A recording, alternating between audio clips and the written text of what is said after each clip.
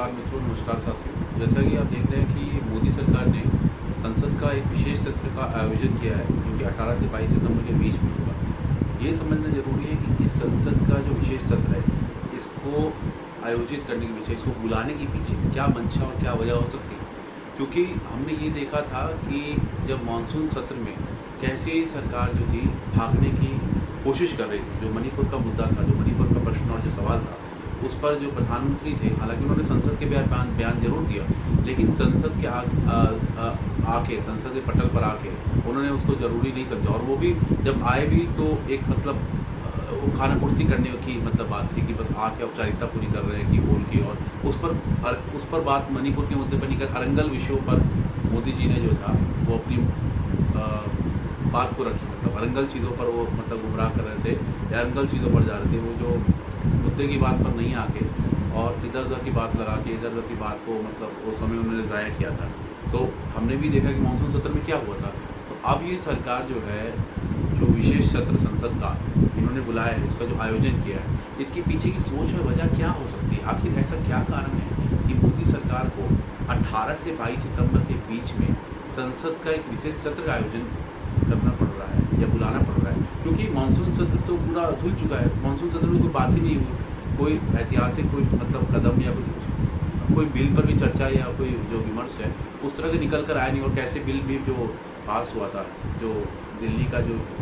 Services जो bill है, उसको हमने देखा है कैसे उन्होंने राज्यसभा में पारित किया और कैसे उसको पास कराया गया। तो ये तो हाल और ये तो स्थिति है सरकार में। तो अब ऐसा उनको क्या लग रहा है, ऐसे वो कुंभकर्ण की नींद में सोए थे और एकदम 6 महीने बाद उठ के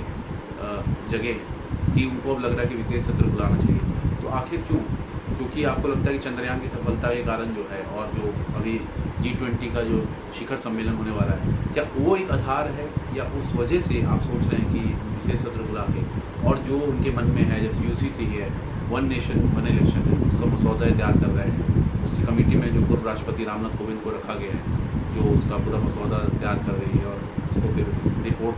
अक्टूबर-नवंबर में जब ये सरकार को देंगे तो उसके बाद सरकार इस पर निर्णय करेगी कि इसको one nation one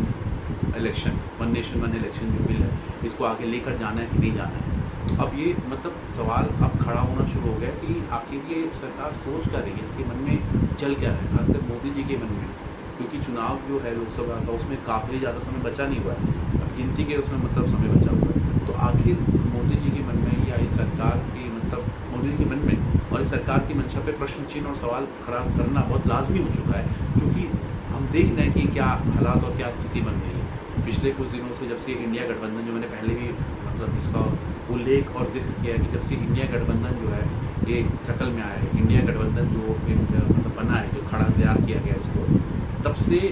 Narendra Modi जो सरकार है उसकी चिंताएँ बढ़नी शुरू हो चुकी हैं। क्योंकि अभी कुछ दिन पहले हमने देखा कि LPG गैस सिलेंडर के दाम में 200 रुपये की गिरावट की गई, 200 रुपये कमी की गई, कटौती की गई।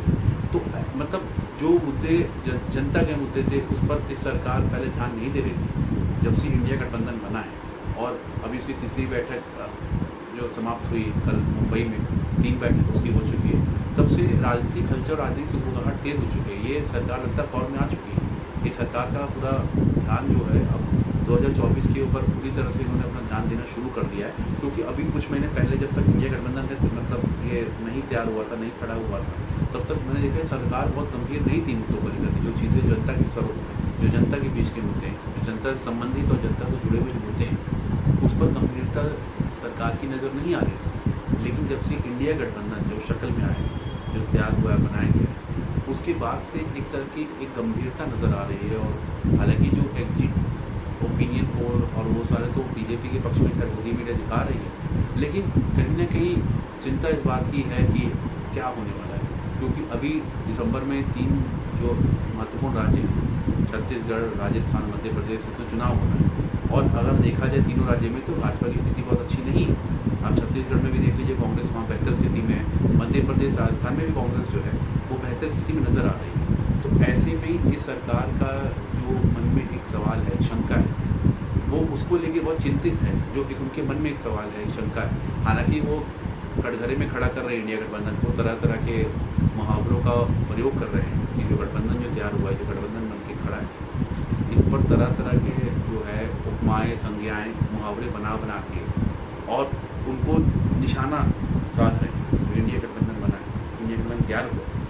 तो अब बात ये है कि वो तो अपनी जगह पर है, लेकिन राजनीतिक सवाल ये है कि ये जो गठबंधन जो बन के जो खड़ा हुआ है, जो ये तैयार हुआ है, इससे चिंताएं बीजेपी की बढ़नी शुरू हो चुकी हैं।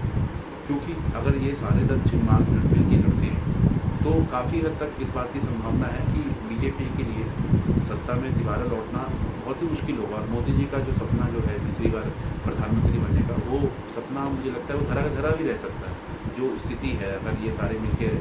अगर लड़ते हैं तो एक अच्छी निर्णायक स्थिति में ये लोग आ सकते हैं। शायद इसी वजह से कहीं ना कहीं मोदी जी के मन में एक तरह से उगलाहट चल रही है, आखिर होने क्या हो रहा है। एक चिंता एक साफ नज़र आ रही है। आपने जो लोग अभी जो लाल किले की प्राचीर से 15 अगस्त मोदी जी ने कहा कि मैं फिर तीसरी बार मैं आके और मैं ही झंडा फहराऊंगा, इस तरह के जो बयान, जो अरंगल जो बयान मोदी जी की तरफ से, जो बीजेपी के प्रवक्ता है या बीजेपी के समर्थक या बीजेपी के वोटर, जिस तरह की बयानबाजी हो रही है, तो उससे कहीं ना कहीं लगने लगा है कि 2024 को लेकर बीजेपी एक तरह का चुनौती उसको मान रही है। 2024 को वो वॉक ओवर नहीं होने वाला है, वो आसान नहीं है। जैसे 2019 में पुलवामा में जो हमला हुआ, उसके बाद आपने जिस तरह के एक माहौल बनाने की कोशिश की थी, वो आपके पक्ष में ज़रूर रहा और आप 303 सीट जीतने में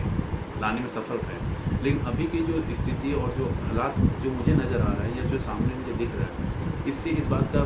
मुझे पूरी उम्मीद लग रही है इस बात की कि इतनी आसान चीज़ें जो है नहीं होने वाली। खासकर जो राज्य जो अभी विधानसभा का चुनाव, उसमें जो स्थिति बीजेपी की है, और इसके अलावा और कोशिश दक्षिण में भी जो इनकी स्थिति है बहुत मतलब अच्छी मुझे नहीं लग रही, मतलब बहुत बेहतर फॉर्म में नज़र नहीं आ रही। हालांकि जो जगन रेड्डी है आंध्रा में, उसके साथ कोशिश तो हो रही है कि गठबंधन करके बीजेपी किसी तरह से अपना जो है मतलब कोशिश मतलब एक है बीजेपी की अपने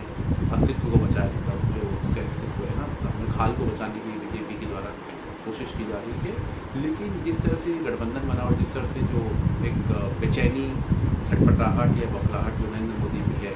उससे मुझे देखते हुए इस बात की पूरी संभावना लग रही है कि जो 2024 का जो रेस है वो नरेंद्र मोदी के लिए बहुत आसान नहीं होने वाला है। तो खासकर जो ये सपना सजोए हुए कि हम तीसरी बार हम ही प्रधानमंत्री बनेंगे और मतलब जो नए संसद में है वो हम ही वहाँ जाएंगे, और जो उन्होंने पूरे परियोजनाओं को जो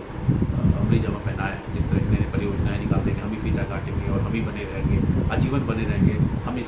कोई चुनौती नहीं दे सकता है, और अगर कोई चुनौती देने की कोशिश करेगा, जुगत करेगा, तो CBI और रेडियो को लगा के उसको आगे करके अपना पूर्ण सीधा करेंगे। तो जो कोशिश उनकी तरफ से है जो नज़र आ रही है, मुझे एक तरह की छटपटाहट बीजेपी में नज़र आ रही है जब से गठबंधन जो बना है, और जब से मतलब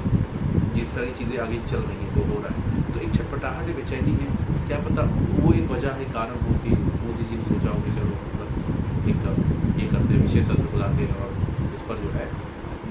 जो बिल है उसको लेकर बात करेंगे और चर्चा करते हैं और टटोलते हैं, जनता की नब्ज़ को टटोलने की कोशिश की जाए। वो बिल पारित होगा या नहीं होगा वो अलग बहस का मुद्दा है। जो संसद का विशेष सत्र 18 से 22 नवंबर के बीच में आयोजन जो किया गया उसमें वो बिल पारित होगा नहीं, वो एक अलग चर्चा का विषय और अलग मुद्दा है। लेकिन एक कोशिश बीजेपी और नरेंद्र मोदी के द्वारा खासकर की जा रही है जनता की जो नब्ज़ है उसको टटोलने का, उसको मतलब कि क्या है जनता के मन में आखिर चल क्या रहा है इस समय, और अगर हम अभी चुनाव कराते हैं मतलब इसकी उतनी आसार है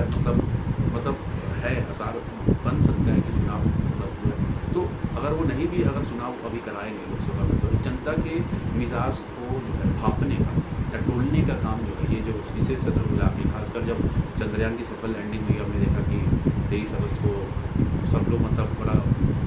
सब खुशी मनाते देशवासी और बहुत खुश थे, मतलब उत्साहित थे कि चंद्रयान जो सफल लैंडिंग जो है साउथ पोल में मूव किया उसको किया है, और अभी G20 का जो सम्मेलन जो शिखर सम्मेलन है, तो उसको लेके उसको एक आधार बना के, ढाल बना के हो सकता है कि मोदी जी जो है जनता का मिजाज जो है, मूड जो है उसको भापने का या टटोलने की मतलब एक कोशिश कर रहे हैं। एक मतलब पॉलिटिकल मैसेजिंग, मतलब बीजेपी ये जो सत्र बुलाया गया है उससे पॉलिटिकल मैसेजिंग देने की भी